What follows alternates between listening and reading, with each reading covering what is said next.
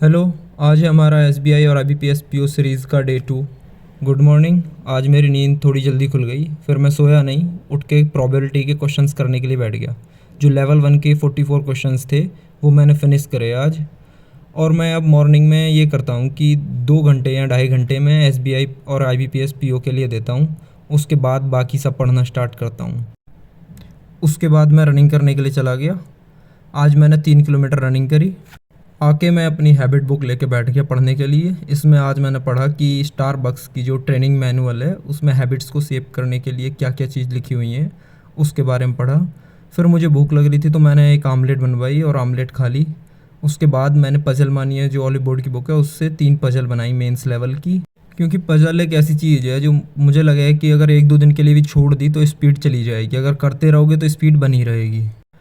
फिर मैंने Raymond Murphy की एक बुक है इंग्लिश ग्रामर इन यूज़, उससे 2 चैप्टर किए इंग्लिश के। पहला प्रेजेंट टेंस के ऊपर थे, सिंपल प्रेजेंट और प्रेजेंट कंटिन्यूस, और उसकी एक्सरसाइज की। फिर मैंने जुलाई मंथ की करंट अफेयर रिवीजन करी स्मार्ट कीड़ा की मॉक ड्रिल से। खाना खाने से पहले थोड़ी सी कर पाया था, फिर खाना खाया और फिर मैं सो गया, और थोड़ा ज़्यादा देर के लिए सो गया। मैं 2.5 घंटे के आसपास सो गया क्योंकि सुबह जल्दी उठ गया था।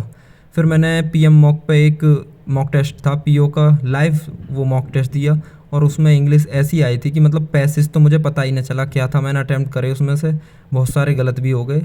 मेरे कुल 7.5 नंबर थे, फिर भी 87% इंग्लिश के सेक्शन में दिखा रहा था, और टॉपर के भी 17 ही मार्क्स दिखा रहा था।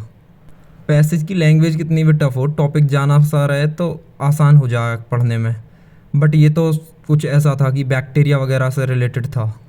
फिर इवनिंग में एक ब्रेक के बाद मैंने जुलाई मंथ की करंट अफेयर में से 80 पेज पढ़े। ऐसे 6.25 घंटे पढ़ाई हुई। Thank you for watching. मिलते हैं डे 3 में। Till then bye, take care.